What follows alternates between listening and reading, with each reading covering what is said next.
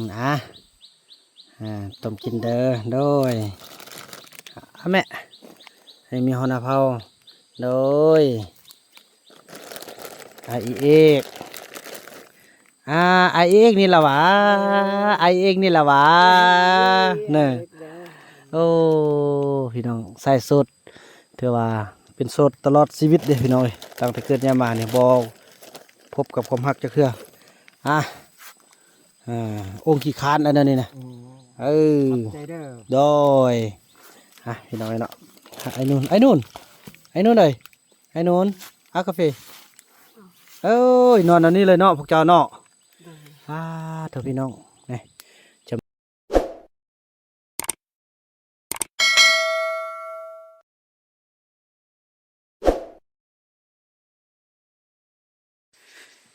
สบายดีท่านผู้ชมเนาะถือว่าคลิปนี้ก็เป็นคลิปที่บ่าวบุญนำเนาะจะได้นำพาทุกท่าน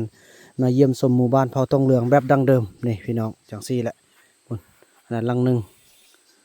อันนั้นลังหนึ่งนี่ลังหนึ่งแล้วก็ต่อไปลังหนึ่งแล้วก็อีกตึมลังหนึ่งเขาไปเบิ้งกันพี่น้องเลยเราจะไปแจกกาแฟให้เขาเจ้าก่อนพวกเราท่านมีจักคนไอ้นู่นมุกเดยใส่อีมุกเดยนี่จกปูโยงกับไปจกปูพุ่นพี่น้องแบ่งกาแฟให้เขาเจ้าพี่น้องเอ้ยเนาะเราแบ่งกาแฟให้ก่อนเอาบุหรี่ซองก่อนต้มกินเด้อโดยแม่ให้มีฮอนาเผาโดยอีเอกไอเอกนี่ละวะไอเอกนี่ละวะเนี่ยโอ้พี่น้องใส่สดถือว่าเป็นสดตลอดชีวิตเด้พี่น้องตั้งแต่เกิดเนี่ยมาเนี่ยบอพบกับความฮักจะคือองค์ขี้คานอันนั้นนี่นะโดยพี่น้องเนาะไอ้นู่นเลยไอ้นู่นกาแฟเอ้ยนอนอันนี้เลยเนาะพวกเจ้าเนาะเถอะพี่น้องนี่จะมาเอาวิธีชีวิตให้ทุกคนได้เบิ่งกันแบบนี้แหละห่มพอห่มโอ้โถเสด็จนอนน้ำบ่คืนนี้นะอันนั้นบ่ได้เอาอันเครื่องเอายังมานะไปเลาะยายกาแฟก่อนเด้อนี่พี่น้องเอ้ยอันนี้ละแม่นเมียของหัวหน้าเผานี่พี่น้องอันนั้นลูกชายกกเพิ่นเนาะไอ้นู่นอันนี้ก็ถือว่าเป็น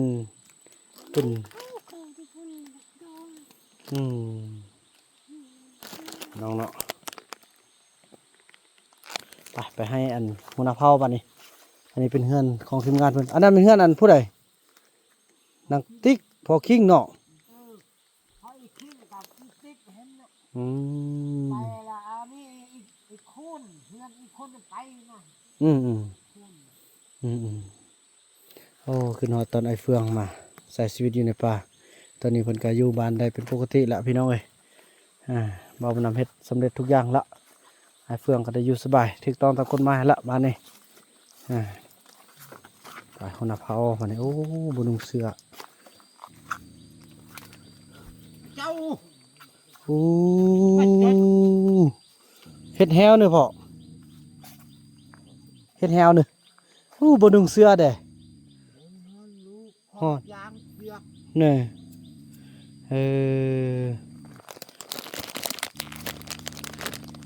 กาแฟนี่คุ้นๆว่ะ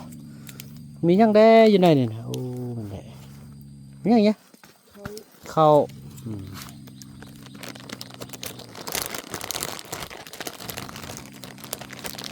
พ่อกาแฟเลยอ้นเจ้าไปไม่พ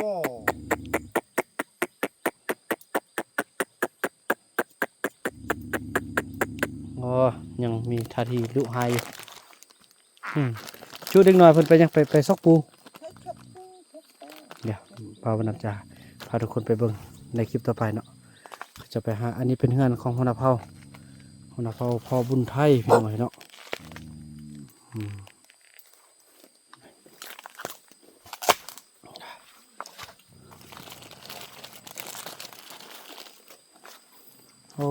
เป็นอย่างนี้เด้อพี่น้องเอ้ย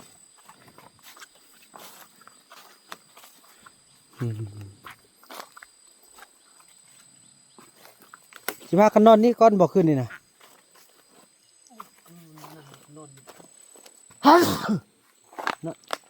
แล้วสิพากันไปซะต่อเนี่ย ไปวิสนะ ไม่ใช่น่ะ ใส่หิ้ว เออเอาไปเบิ่งเฮือนพอคิงพี่น้องเอ้ยเบิ่งเฮือนพอคิงโอ้เครื่องเต็มอัญญะอยู่จะนอนอันนี้เด้อพี่น้องเอ้ยบนนางติ๊กนั่นนี่เครื่องเขาจะเกาะไว้นั่นนี่แหละพี่น้องวิถีชีวิตเขาเนาะเห็นไหมเกิดมาอยู่ในป่าจะให้มันลืมป่าก็คงลืมบ่ได้พี่น้องเอ้ยอันนี้เป็นบรรดาธงอย่างต่าง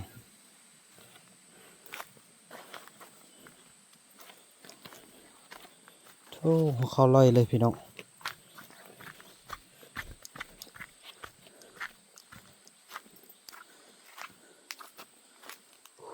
โอ้อันนี้พูดอะลอนแบกมาเนี่ยท่อนี่พูดอะไรแบกมา ไอ้วัด ไอ้วาดปอโถ เฮาบักคูน คูณ กินเขาแบกลงมา เอ้าเก่งเนาะ เขาเก่งเขามาปะไว้นี่ อืม บ่แม่นเฮาแบกลงมา อืม เขาลงมา ไอ้นู่นนอนนี่มือเทว่าย้ายได้นี่เนาะ เอิ้น แม่เราไม่เท่ามีเด้สิอยู่นี่หรือไปนำ เขามีบอกว่าเบิ่งมันเนื้อเบิ่งบอกเป็นหับไปว่ากับ อืมบอกเรากลับเอามันเมื่อย มันเมื่อยอยากกินปลาหับไปหันได้ก็สิมาฮิ อืมเขาขึ้นฮอดพี่น้องเอ้ยเนาะขึ้นฮอดขึ้นฮอดวิถีชีวิตของเขาอืมสิได้มาพักนี่แล้วมื้ออื่นนี่จะได้ขึ้นย้ายต่อแม่เฒ่ามีเฮาเด้อสิไปนำใดบ่นี่ป้ามามื้อนี้เราบ่พักจากบ้านเลยเนี่ย มาสู่เซาลงนั่งลง โอ้เนี่ยแล้วก็ค่อยไปแล้วนั่งลงแ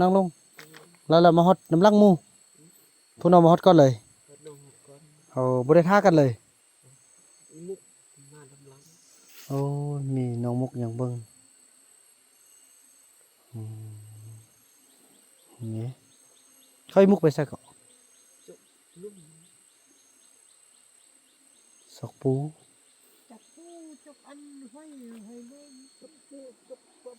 กระปะเอียนห้อยลอย อืม ปลาลิ้นห้อยลิ้น อืมคือวิถีชีวิตของเขาเจ้าพี่น้องเอ้ยน้องซุมเฮ็ดหยังกินแหลกเนี่ย จับหัว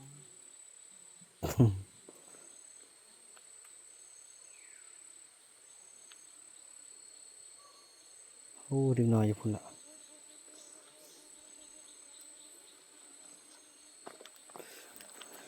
ฮ่าเถอะน้องโอ้ยเมื่อยครับบ่ได้เอามีมาเดี๋ยวนี้คือจะกินมีนะเดี๋ยวนี้พันนี้กันเด้ออยากไปมุดสุแนวเลยหอดปลาแล้ว นี่ก็บ่ได้เอามา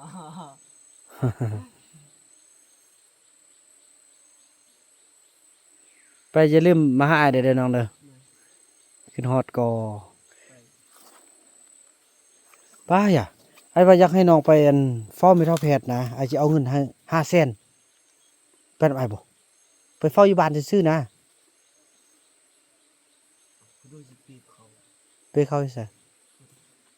ก็ปั้นเข้าเนี่ยเดียวไอ้อยากให้น้องเฝ้าอยู่บ้านนะไอ้เอาเงินให้นะไอ้ไปเวียงไอ้จะไปเวียงเอาลูกสาวลีไปปัวตึมมันนะเจ้าได้บ่หึไอ้500,000 กินปลาปกติ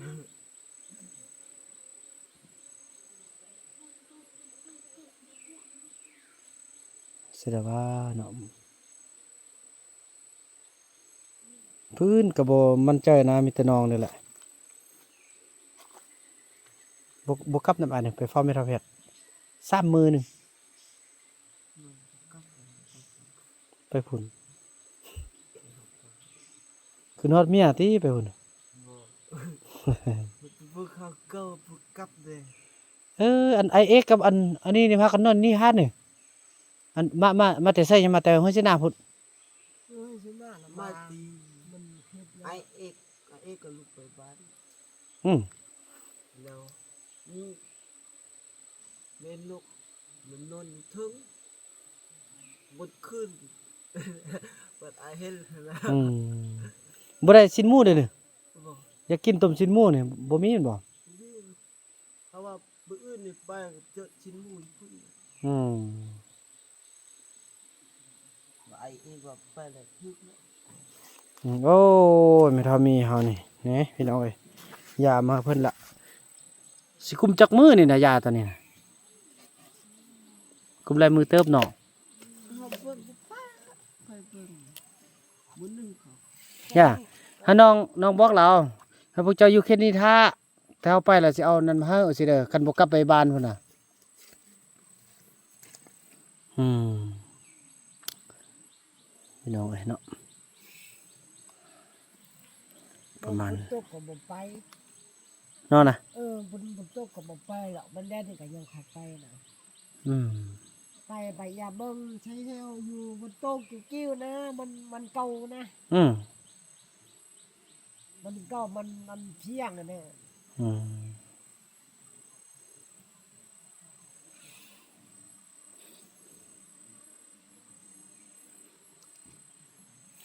อืมนั่นแหละพี่น้อยเนาะถือว่าภาพบรรยากาศนี้ก็จะได้ขออนุญาตจบคลิปกันเพียงเท่านี้ก่อนพี่น้องแล้วก็ว่ากันใหม่ในคลิปต่อไปเนาะเพราะว่าจะได้ไปพาทุกคนไปเบิ่งวิถีชีวิตการหาอยู่หากินของเขาเจ้าเนาะว่าแต่ละแหล่งหรือว่าเขาจะเอาหยังมาให้กินกันแต่ละมื้อที่ว่าเขาจะอยู่ในป่าเนาะแต่ว่าคลิปนี้บ่าวนำขออนุญาตกล่าวคำว่าสบายดี